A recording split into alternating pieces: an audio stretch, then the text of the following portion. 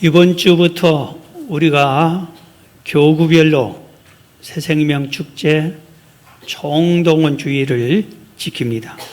오늘은 일대 교구의 날인데 오늘 코로나 시대에 예배를 못 드렸다 오신 분, 또 처음 오신 분 여러분 모두를 주의 이름으로 환영하고 축복합니다.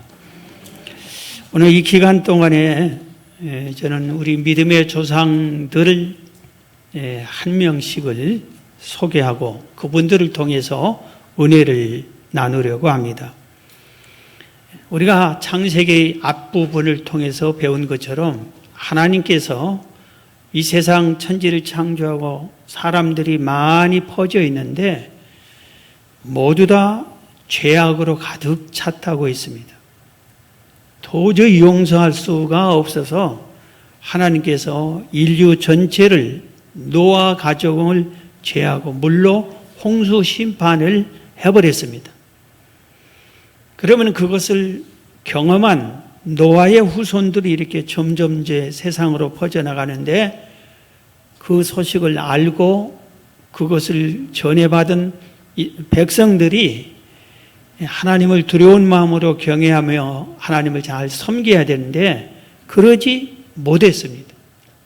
오늘날처럼 우리가 책이 있어서 잘 전달되고 방송을 해주고 그런 것이 전혀 아니에요. 책도 없고 방송도 없고 아무것도 없는 시대. 다만 말로만 전해주고 이 사람이 전해주지 않으면 다른 사람은 들을 수도 없고 알 수도 없어요. 이런 시대에 노아 시대와 그 후손들은 아마 잘했겠지요. 그런데 점점 세월이 흐르고 세상이 수백 년 쭉 흘러가는 동안에 또 많은 인간들이 범죄합니다. 하나님을 배신하고 우상을 섬기는가 아니면은 하나님을 멀리 떠나고 하나님을 경외하지 않고 또 죄악으로 들어가고 말았습니다. 이때 하나님께서 물로 홍수 심판할 때 약속을 했어요. 두 번 다시 이 물로 심판하지 않겠다 그랬어요. 이런 식으로 심판하지 않겠다 이겁니다.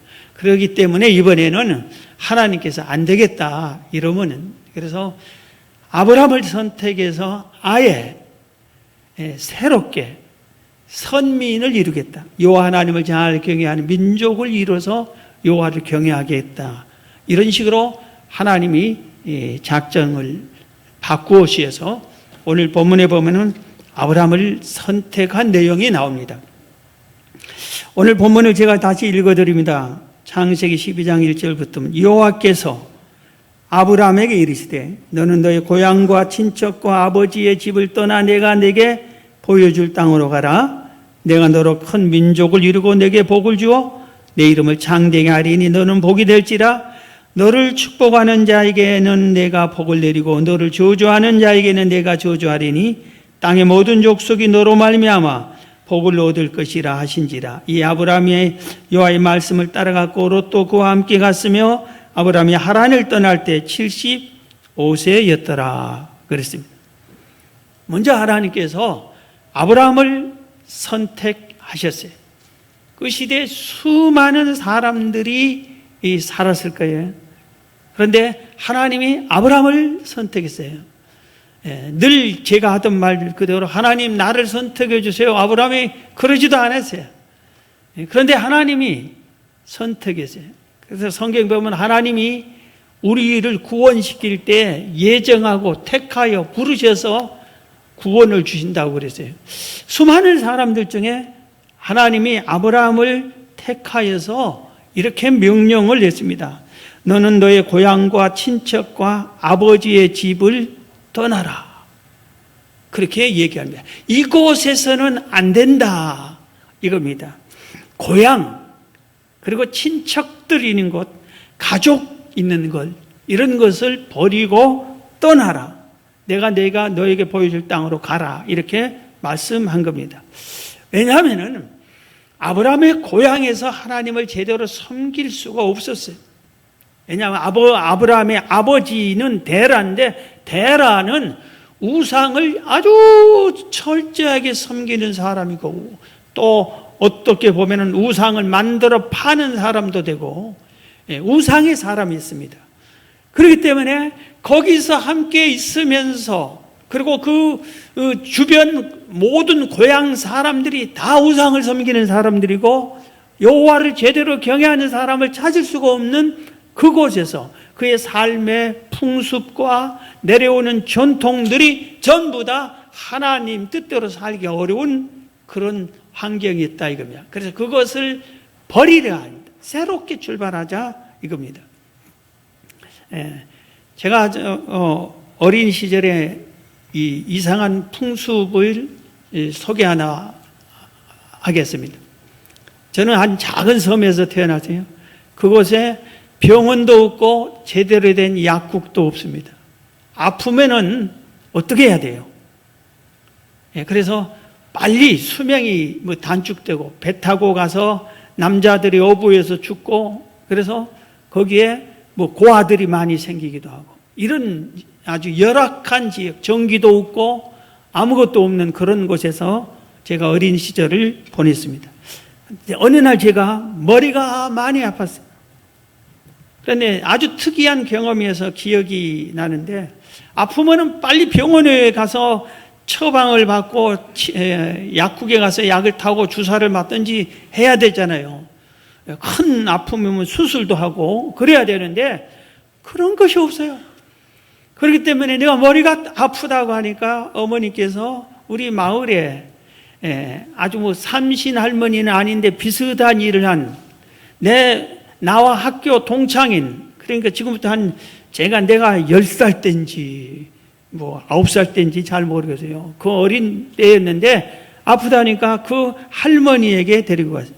내 친구의 할머니에 딱 데려가니까 할머니가 어떻게 하냐면은 마당에 대문 입구 쪽에 있는 쪽에 거기를 저를 앉혀놓고 바가지에다 물을 떠가지고 식칼을 들고 이 바가지를 동동동동동 두들면서 주문하듯이 뭔가 애우죠.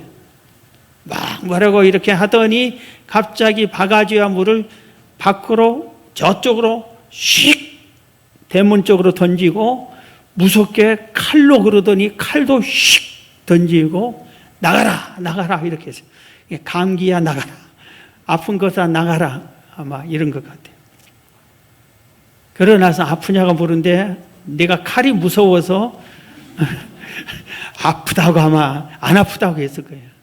아픈 것은 아픈데 안 아프다 아마 그랬는지 몰라요. 기억이 그 막 칼을 들고 동동동동동 두드리면서 주머니에 애들이 뭐라고 막 하더니 씩씩 던지면서 나가라. 이런 미신, 우상 이런 곳에서 하나님께 기도하겠습니다. 하나님을 믿겠습니다. 이렇게 하기는 쉽지 않다 이겁니다. 그래서 아브라함이 버려라, 떠나라, 거기서는 안 된다, 떠나라, 이런 식으로 한 겁니다. 오늘 떠나라 하면서 오늘 뭐라고 그랬어요? 언약을 세웠어요. 2절에 내가 너로 큰 민족을 이루게 해줄게, 그리고 너에게 복을 줄게, 너의 이름을 장대하게 해줄게. 그러면서 3절에 너를 다른 사람이 축복해주고 도와주면은 내가 그 사람도 복을 줄게. 그러나 너를 누가 저주하고 해하면은 내가 그 사람을 저주해 버릴게. 보호해 줄게 너를. 이런 식으로 언약을 세웁니다. 그러니까 아브라함이 이 일에 명령에, 하나님 명령에 순종을 합니다. 그런데 사실 오늘 이것을 버리고 떠나는 것도 순종하기가 쉽지 않아요. 그때 나이가 75세예요. 그러니까 노인이라 이겁니다. 그리고 거기에 대대로 살아온 이 정착지를 버리고 이민을 간다는 것은 쉽지 않아요. 그 시대에. 그리고 친구들, 친척들까지 다 버리고 떠난다는 것은 새로운 삶을 살았는데, 그 시대에 낯선 타국인이 우리 사는 곳에 온다 하면은 경계하고 해치기도 하는 무서운 그런 시대였습니다. 우리 지금처럼 우리가 미국 가서도 살 수 있고, 영국 가서 살 수 있고, 일본 가서도 우리가 얼마든지 살 수 있어요. 이런 시대가 아니라 이겁니다. 우리가 뭐 귀농을 하니 기촌을 하니 여러 가지 아무 마을이나 우리가 선택해 가서 살 수 있어요. 그러나 그런 시대가 아니에요. 새로운 사람이 오면은 경계하고 협박하고 쫓아내고 죽이기도 하고 이걸 비일비재하던 이런 시대예요. 그런데 떠나라는 것이 순종하기 어려운데 더 순종하기 어려운 게 있어요. 그게 뭐냐면 오늘 1절 하반절에 보면 1절 다시 읽어드립니다. 여호와께서 아브라함에게 이르시되 너는 너의 고향과 친척과 아버지의 집을 떠나 내가 너에게 보여줄 땅으로 가라 이겁니다. 어디로 가라? 그게 아니라 이겁니다. 목적지를 정해주지도 않았어요.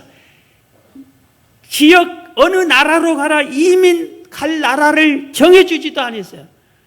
그냥 무조건 빨리 떠나라. 그러면은 떠난 너를 보고 너희가 너를 앞으로 보여줄게. 가라가 할 곳을 정해줄게. 그런 겁니다. 얼마나 황당합니까? 그러면 우리가 당장 반발심이 일어날 수 있어요. 아니 어디 가라려면은 갈 곳을 정해놔 주고 가라고 하세요. 어디로 갑니까? 거기 가서는 어떻게 살 수 있겠다. 살 뭘 좀 약속이나 해주고 정해주세요. 그럴 수 있잖아요. 그런데 아브라함은 우리가 오늘 본문에서 먼저 배워야 할 것은 이 아브라함의 순종입니다. 아브라함 아무 이유와 반항과 조건 물을지 않고 그대로 순종했다 이겁니다. 그래서 성경 히브리서 11장은 믿음의 조상으로 믿음의 조상들을 소개하는데 거기에 이렇게 소개하고 있어요. 히브리서 11장 6절에 믿음이 없이는 하나님을 기쁘시게 하지 못하나니 하나님께 나아가는 자는 반드시 그가 계신 것과 또한 그가 자기를 찾는 자들에게 상주님이심을 믿어야 할지니라.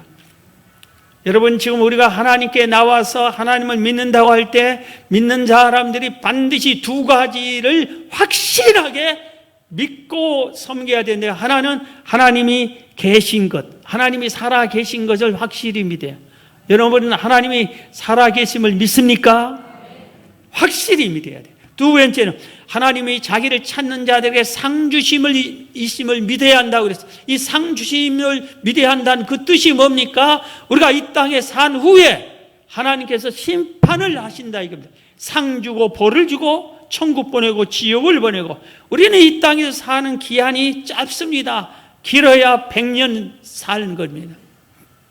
그런데 이때 이 살고 나면은 끝이 아니라 내 안에 영혼이 하나님 앞에 가서 심판을 받아서 천국이나 지옥이냐 너 제대로 믿었다 상이냐 벌이냐 이걸 믿어라 이것을. 하나님이 살아계신다. 하나님의 심판과 하나님의 상이 있다. 그러니 상밖에 믿어라 이겁니다. 그러면서 소개를 하는데 아브라함은 믿음의 사람이라면서 8절부터 보면은 믿음으로 아브라함은 히브리서 11장 8절 믿음으로 아브라함은 부르심을 받았을 때에 순종하여 장래 유업으로 받을 땅에 나아갈 때 갈 바를 알지 못하고 나아갔으며 아브라함이 갈 바를 어디로 가야 할지를 몰랐어. 출발하니까 하나님이 인도하겠다고 해서 그래서 갈 바를 몰랐지만 순종 예하고 출발했다. 이게 얼마나 귀한 믿음이에요. 9절 믿음으로 그가 이방의 땅에 있는 것 같이 약속의 땅에 거류하여 동일한 약속을 유업으로 함께 받은 이삭 및 야곱과 더불어 장막에 가였으니 이는 그가 하나님이 계획하시고 지으실 터가 있는 성을 바랐습니다. 갈 바를 몰랐지만 하나님이 내 갈 길을 계획해 주실 것이다. 그리고 거기 하나님이 내가 거처할 성을 마련해 놓을 것이다 하는 확신을 갖고 이렇게 나아갔다 이겁니다. 여러분 이 아브라함의 순종을 여러분들이 믿으시길 바랍니다. 오늘 본문에서 하나님이 아브라함을 부른 게 얼마나 다행스럽고 감사해요. 수많은 사람들 중에서 노아를 선택해서 의인으로 삼으신 하나님, 그리고 노아의 가족을 구원시키는 하나님, 이번에는 수많은 사람들 중에서 아브라함을 부르셨어요. 아브라함아, 하나님이 먼저 아브라함을 찾으셨어요. 아브라함아 하고 아브라함을 부르셨어요. 여러분을 하나님이 부르신 걸 믿으시기 바랍니다.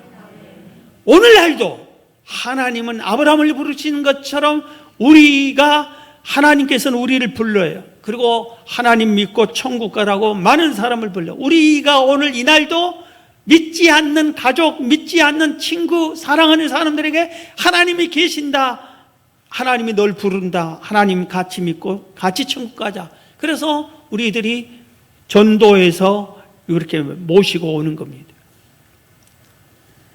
오늘날도 예수님은 우리를 부른다 했어요. 마태복음 11장 28절에 수고하고 무거운 짐진 자들아 다 내게로 오라. 수고하고 무거운 짐이 있나? 너는 내게로 오라. 내가 너희를 쉬게 하리라. 지금 주님이 이렇게 부르시. 마가복음 1장 17절에도 예수께서 이르시되 나를 따라오라. 나를 따라오라. 어디로 가느냐? 나를 따라오라. 내가 너희로 사람을 낚는 어부가 되게 하리라 그랬습니다. 그렇기 때문에 예수님이 우리를 부를 때, 하나님이 우리를 부를 때에 응답을 해줘야 그게 하나님의 사람이 되고 자녀가 되는 거예요. 부르는데도 난 싫습니다 하면은 놓치는 겁니다. 구원을 놓치는 거예요. 무슨 놈의 천국이 있어? 무슨 놈이 하나님이 있어? 난 절대로 믿을 수 없어 하고 내 마음 문을 닫아버리면은 구원을 이룰 수가 없는 거예요. 그래서 성경 계시록 3장 20절에 이렇게 말합니다. 볼지어다 내가 문 밖에 서서 두드리노니 누구든지 죄인도 남자도 여자도 나이가 많은도 어린이도 누구든지 내 음성을 듣고 이렇게 문을 열면은 지금 오너라 내가 너하고 같이 함께 거하기를 원한다. 네 마음의 문을 열어라 하고 문을 열면, 두드리는데 문을 열면 내가 그에게로 들어가 그와 더불어 먹고 그는 나와 더불어 먹으리라. 문을 열라게 합니다. 마음의 문을 열라 이겁니다. 여러분 수십 년 다녔어도 여러분의 마음 문을 스스로 열고 예수님 내 안에 오십시오. 하나님 내 안에 오십시오. 성령님 내 안에 오십시오. 이렇게 영접하지 않는 사람은 마음문을 못 연 사람이에요. 이게 구원의 확신이 없는 사람. 내가 스스로 마음문을 열고 그러면 예수님이 내 안에 오십니다. 나 이제 예수 믿겠습니다. 이렇게. 요한복음 1장 12절에도 예수님이 이렇게 말씀했어요. 영접하는 자, 그 이름을 믿는 자들에게는 하나님의 자녀가 되는 권세를 주셨다고 그랬어요. 마음문을 열고 예수님을 영접하면은 하나님의 자녀가 된다. 이렇게 말하고 있습니다. 여러분, 여기서 우리가 오해해서는 안 될 것이 있어요. 예수님을 모셔드린다면 예수님의 육체를 모셔드리는 거, 그럴 수 없잖아요. 어떻게 내 속으로 육체가 들어와요? 이 컵도 내 안으로 못 들어오지. 그러나 하나님은 영이시요. 예수님도 영과 같은 부활체시요. 성령님도 영이시요. 그리고 우리도 내 영이 있어. 내 영혼이 육체. 이 마음 문을 열고 모셔드리면 영이신 하나님이 오지 육체가 들어온 게 아니라 이겁니다. 그래서 우리를 부를 때 여러분 영접하시기를 주의 이름으로 축원합니다. 우리 그냥 같이 찬송가 528장을 1절 2절만 부르겠습니다. 반주하시려고 하니까 그래 하세요. 가사 좀 띄워주세요.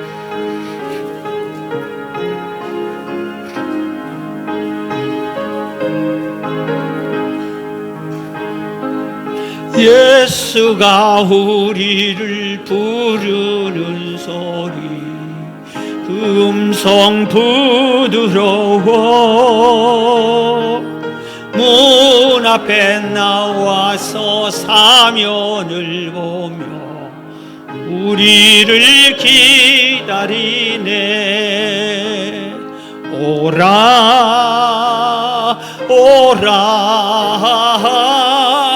방황치 말고 오라 죄 있는 자들아 이리로라. 주 예수 앞에 오라. 2절 간절히 오라고 부르실 때에 우리는 지체하랴. 은혜를 왜 하니 받고 못 들은 채 하려나. 오라 오라 방황치 말고 오라. 죄 있는 자들아 이리로라. 주 예수 앞에 오라메. 여러분, 이 시간에 예수님을 여러분을 부르십니다. 마음문을 여시고 이렇게 영접해서 하나님의 자녀가 되기를 주의 이름으로 축원합니다.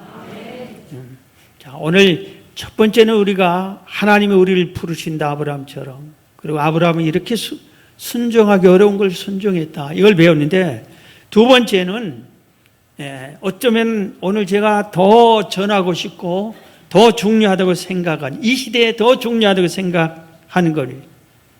아브라함은 이렇게 부르셔서 하나님이 인도한 곳에 도착하면은 예배를 드렸습니다. 예배의 사람이었어요. 옮기면은 옮길 때마다 맨 먼저 단을 쌓고 예배를 드렸습니다. 그래서 아브라함은 가나안에서도 예배를 드리고 헤브론에서도 예배를 드리고 모리아 산에서도 예배를 드리고 예배의 사람이었어요. 자, 오늘 본문을 이어진 말씀을 다시 읽어드립니다. 창세기 12장 6절부터 아브라함이 그 땅을 지나 세겜 땅 모래 상수리 나무에 이르니 그때 가나안 사람이 그 땅에 거주하였더라. 여호와께서 아브라함에게 나타나사 이르시되 내가 이 땅을 내 자손에게 주리라 하신지라. 자기에게 나타나신 여호와께 그가 그곳에서 제단을 쌓고 거기서 베델 동쪽 산으로 옮겨 장막을 지니 서쪽은 베델이요 동쪽은 아이라. 그가 그곳에서 여호와께 제단을 쌓고 여호와 이름을 부르더니 그랬어요. 하나님께서 내가 지시할 땅으로 가라 하니까 아브라함이 순종을 하고 따라갔더니 하나님이 인도하는데 어디로 인도했냐? 가나안 땅으로 인도했습니다. 그러면은 가나안 땅에서 이렇게 정착을 하게 됐구나 하고 딱 정착을 하는 이 아브라함이 제일 먼저 한 일이 단을 쌓고 나를 인도하신, 내가 경외하는, 나를 부르신 그 하나님을 예배 드렸다 이겁니다. 단을 쌓고 예배를 드렸습니다. 오늘 본문 보면은 가나안 땅에 도착했는데 7절에 보면은 여호와께서 아브라함에게 나타나 이르시되 내가 이 땅을 내 자손에게 주리라 하신지라. 자기의 나타나신 여호와께 그가 그곳에서 제단을 쌓았다 그랬어요. 하나님이 두 번째 아브라함에게 또 나타나셨어요. 그러니까 하나님께서는 아브라함뿐만 아니라 성경의 사람들에게 보면 중요한 때는 나타나셔요. 하나님께서 나타나셔요. 여러분들도 이렇게 아브라함처럼 내 인생의 중요한 때는 하나님을 만나야 되는 거예요. 그래서 하나님으로부터 하나님의 뜻을 밝히 알고 나면은 세상의 모든 것이 두려울 것이 없는 거예요.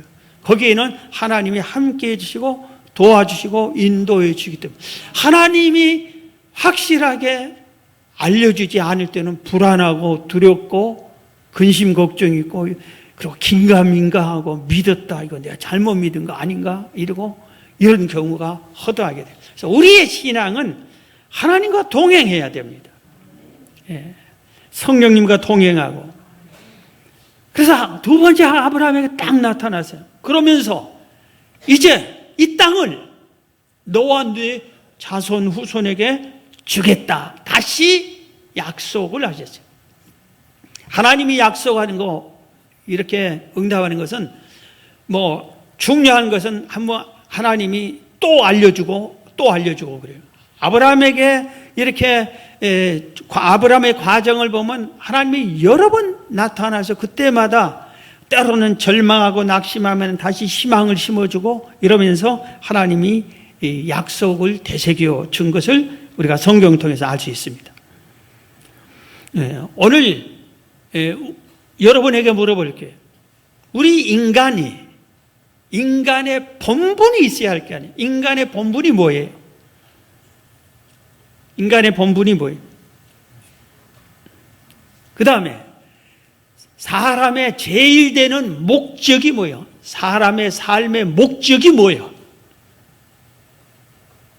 이것은 성경이고 우리 신학적인 것이고 우리 믿음을 이걸 알고 옵니다. 인간의 본분이 뭐예요? 인간의 본분을 제가 누차 여러분들에게 가르치고 전해주세요. 로또 5번 사면 당첨되는 있으면 다 안 잊어버릴 텐데,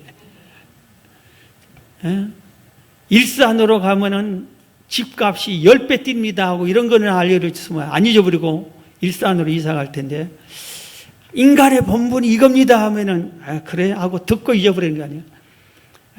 인간의 본분은 여호와를 경외하는 것이다. 전도서 맨 마지막 장 마지막 절에 그렇게 소개했어요. 인간의 본분은 여호와를 경외하는 것이다. 그리고 하나님의 말씀대로 사는 것이다. 그럼 여호와를 경외하는 것이 뭐예요? 예배예요. 뭘로 경외하는? 예배로, 삶으로, 예배로. 그러니까 예배가 인간의 본분의 핵심이에요. 여호와를 경외하는 핵심이 예배. 그러니까 내 인간의 본분은 하나님을 섬기는 거예요. 하나님을 섬기는 것이 인간의 본분이라는 것은 당연하잖아요. 하나님이 창조주고 우리는 피조물이니까, 그의 피조물이니까. 내가 이 땅에 내 마음대로 왔어요? 하나님이 보내서 왔잖아요. 내가 선택하는 것은 아무것도 없어요. 나 대한민국에서 올게요. 저는 김씨로 오고 싶어요. 나는 남자로 오고 싶어요. 그랬어요? 그렇지 않잖아요. 하나님이 선택해서 하나님이 나를 이 땅에 보냈죠. 그 창조주, 나의 주인이신 그 하나님을 경외하는 것은 당연한 인간의 본분이. 하나님이 너는 이 땅에 사는 동안 나를 경외해라. 그리고 내 말대로 살아라. 하나님이 명령하셨어요. 인간의 본분을 잊어버리면 안 돼요. 성경 소요리 문답 제1항, 어느 교단이든 교단의 헌법책이 있고 그 헌법책에 소요리 문답이 있는데 그 소요리 문답은 다 같아요. 장로교나 성결교나 뭐 감리교나 다 비슷해요. 내용이. 그런데 1항, 사람의 제일 되는 목적이 무엇인가? 하고 물어봅니다. 사람이 제일 목적이 뭐냐? 사람의 제일 되는 목적이 뭔가? 거기는 하나님을 영화롭게 하고 그를 영원히 즐거워하는 것이다. 하나님을 영화롭게 하는 거라. 하나님을 영화롭게 하는 것이 사람의 제일 되는 목적인데 영화롭게 하는 핵심이 예배. 예배로 하나님을 영광 돌리는 거예요. 하나님을 영화롭게 하는 거예요. 그러니까 예배가 얼마나 소중합니까? 그래서 아브라함은 그러니까 중요한 때 항상 여호와를 경외하기 때문에 가는 곳마다 단을 쌓고 예배하는 것을 만들어 놓고 날마다 때마다 하나님을 예배를 힘썼다 이겁니다. 그런데 코로나 시대에 예배가 무너졌습니다. 개인의 신앙도 많이 무너졌습니다. 서울신학대학 부총장인 조기현 교수께서 목사님들이 보는 목회와 신학이라고 하는 거기 책자에다 이렇게 발표를 했습니다. 세상은 코로나를 경험하면서 재택근무, 온라인으로 업무 처리하는 것이 일상으로 되어왔다. 그리고 요새는 젊은이들도 재택근무, 온라인 업무 이런 것을 좋아하는 회사를 지원한대. 그렇게 일상이 됐다. 학교 강의도 직장도 유명한 학원 강의도 다 그렇다 이겁니다. 그런데 교회도 온라인 예배를 이렇게 많이 드리게 됐다. 세상이 그러니까 교회도 그렇게 온라인 예배로 많이 됐다 이겁니다. 그런데 앞으로 미래는 이게 더 발전할 것이다. 메타버스 영향을 받을 것이다. 제가 언젠가 메타버스에 대해서 설교 시간에 한 적이 있어요. 이 메타버스는 가상세계인데, 아이폰을 이렇게 착용해. 눈에다 이런 걸 하나를 딱 착용하면은 가상세계가 보이는데, 이 가상세계가 현실 세계보다 더 현실스럽게 보여.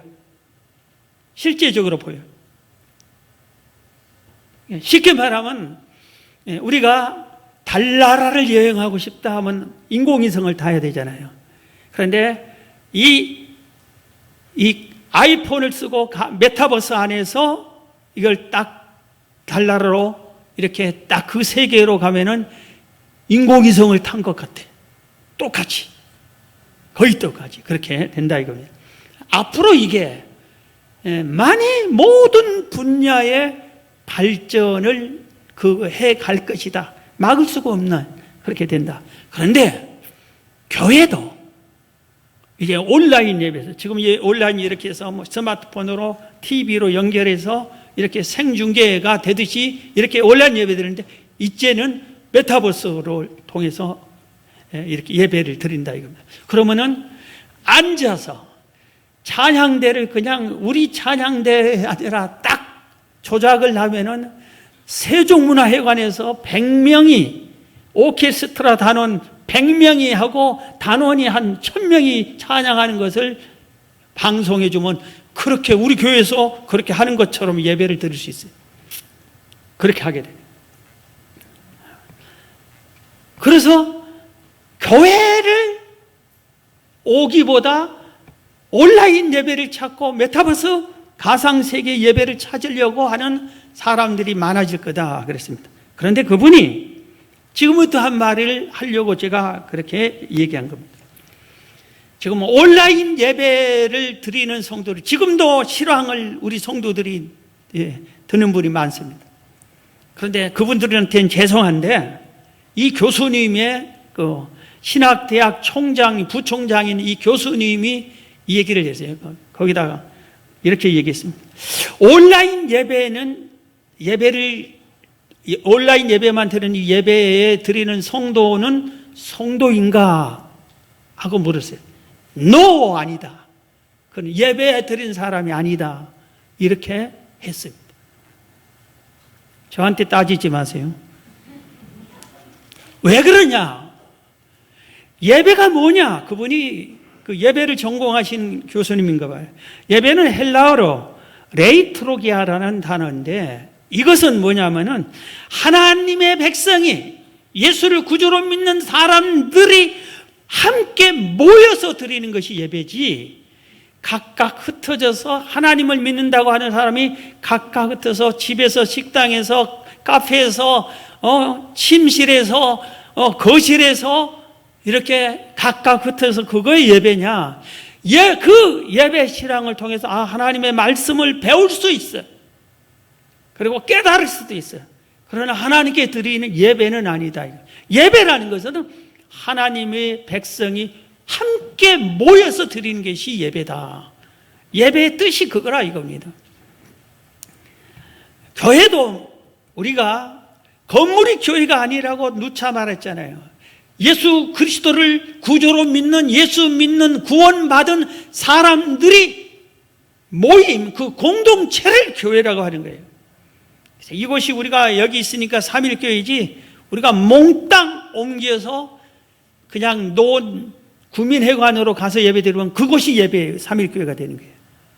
이것이 아니라 사람이 예배예요. 사람들의 모임이 그냥 아무나 사람 모임이 아니라 구원받은 사람들, 하나님의 백성들, 예수 믿고 구원받은 사람들의 모임이 교회고, 그 모인 사람들이 모여서 드리는 것이 예배가 바른 예배다. 이렇게 소개를 한 겁니다. 그래서 성경에도 그렇지만 초대교회들, 성경에도 보면은 수많은 제자들이 이렇게 핍박 속에도 예배드리다가 신앙을 지키다가, 베드로는 로마에서 십자가에 거꾸로 매달렸고, 빌립은 소아시아에서 십자가를 지고 죽었고, 바돌레메는 몸에 가죽을 벗김을 당하는 죽임을 당했고, 마태는 알렉산드리아에서 창에 찔려서 순교를 당하고, 마띠아는 예루살렘에서 돌로 맞아 쓰러진 뒤에 죽지 않으니까 목을 베어서 죽임을 당하고, 사도 바울은 예루살렘에 가면은 죽임을 당한다, 고통당한다 해도 예루살렘에 가서 선교 보고하고 예배를 드리다 붙잡혀서 로마로 제수가 끌려가서 거기 로마에서 목배임을 당해서 순교를 당했다 이겁니다. 초대교회 로마 시대에 그리스도인들이 예배를 드려야 하는데 로마 시대에 그리스도인들을 얼마나 핍박했는지 몰라요. 우리가 네로 황제 잘 알잖아요. 네로 황제가 로마를 불질러버리고 새로 지어야 되겠다. 이거 불질러버리자 아예. 세상에 미친 황제잖아요. 재건축하자가 아니라 재건축하면 제대로 해야 되잖아요. 아예 불질러버려요. 그리고 자기가 황제가 불질렸다면 어떻게 돼요? 그러니까 기독교인들이 불질렸다고, 기독교인들을 핍박해서 잡아서 막 죽이기 시작합니다. 그런데 그때 성도들이 어떻게 예배를 드려야 되잖아요. 흩어져서 숨어 있는 게 아니야. 그렇기 때문에 흩어져서도 그 로마 핍박의 그 무서운 핍박 속에서도 카타콤을 만드는 거예요. 돌을 파고 땅을 파고 지하에서 공간을 만들고 거기서 숨어서 예배드리고, 아무도 없는 강가에서 또는 깊은 산속에 어디서 이렇게 모여서, 그래서 모이는 암호를 만들어요. 물고기표 익투스라는, 그래서 그 일을 표하면 그 방향으로 가는 거예요. 우리들이 둘레길 표시가 있어서 이게 둘레길이 가는 것처럼 예배 모이는 사람들의 모임을 장소를 그렇게 딱 표시를 해놓으면, 이게 무슨 표시? 다른들 몰라. 그리스도인들은 알아요. 이리 가면은 예배 장소가 있구나. 목숨을 바꾸면서까지도 예배를 지켰어요. 함께 많이 모일수록 위험하잖아요. 그래도 그럼 또 복음을 또 전하면서, 예수님께서 마태복음 18장 20절에 이렇게 말했습니다. 두세 사람이 내 이름으로 모인 곳에는 나도 그들 중에 있느니라. 모이는 곳에 그들 중에 있다 이겁니다. 히브리서 10장 25절에 모이기를 패하는 어떤 사람들의 습관과 같이 하지 말고 오직 고나의 그날이 가까움을 볼수록 더욱 그리하라. 모이는 것을 자꾸 이렇게 안 모이려고 그래요. 중직자들도 막 그냥 안 모이려고 그러고, 말세가 될수록 모이기가 힘들어질 거다. 그리고 온갖 방법으로 다 흩어지려고 할 거다. 그런데 오늘 히브리서 10장 25절은 뭐라 해요? 더욱 힘써 모아라. 그렇게 말씀하고 있습니다. 자, 어느 한 교회 순교자들을 얘기하고 말씀을 마치겠습니다. 6.25 전쟁 기념일이 우리 며칠 전에 있었지요. 6.25 한국 전쟁 때 공산당이 어디까지 다 점령했죠. 부산 지역 놔두고 다 점령했어요. 전라남도 영암에 상월교회라고 하는 시골 교회가 있었습니다. 그런데 공산당이 거기까지 왔어요. 그래서 공산당은 숫자가 많지는 않잖아요. 그런데 공산당을 돕는 남한 사람을 빨치산이라고 그랬죠. 공산당이 돼버리는 겁니다. 그래서 이들이 지역 사정 다 하니까 누구는 예수 믿고 누구는 공무원이었고 이렇게 해서 잡아서 명단 작성해서 공산당에 주면 그거 죽이고, 공산당이 자기들이 바쁘면 너희들이 가서 죽여라 하면 이러고, 이런 시대가 있었어요. 그런데 그곳에 공산당이 도착해서 빨치산이 생겨났어요. 교회를 먼저 불태워버렸습니다. 상월교회를. 그런데 거기 담임이 목사님도 아니고 전도사님이었어요. 신덕철 전도사님. 예배당이 없어졌어요. 그럼 어때? 예배를 안 드려? 예배는 생명인데 예배를 드려야지. 공산당 총뿌리가 있어도 예배는 드려야지. 교회를 불지르고 예수쟁이를 다 잡아 죽일 거다. 예수 믿지 마라. 그런데도 믿어야 되잖아요, 우리는. 천국이 있기 때문에. 그래서 이 전도사님이 비밀을 연락해서 자기 집에서 예배를 이렇게 드리다가 순교를 당합니다. 그래서 밤중에 그 마을에 예수쟁이들, 공무원들 이런 사람들이 가서 죽임을 당하는데 어떻게 하냐? 총으로 탕탕탕 쏴서 죽이는 것도 아니라 죽창으로 대나무를 화살 창처럼 만들어 그걸로 쿡쿡 찔러서 죽이고, 도끼로, 삽으로, 칼로, 망치로 이런 것들로 35명이나 예수 믿는 사람들은 35명이나 순교를 당했어요. 그래서 지금은 이 상열교회를 순교 사적지로 지정했고, 순교 기념비가 그 교회 마당에 세워졌고, 교회 묘지는 부활의 동산으로 그분들 시신을 찾는 사람들은 이렇게 해놓고, 순교지로 후손들에게 그 신앙을 이어받게 하고 있습니다. 자, 여러분의 신앙은 예배를 얼마나 지킵니까? 우리는 6.25 전쟁을 직접 경험한 사람이 한두 사람, 몇 사람에는 거의 없잖아요. 총칼, 핍박이 생명이 왔다 같은 로마 시대처럼 그런 경험이 없잖아요. 대한민국에서 교회 다닌다고 핍박 주고 그런 게 없잖아요.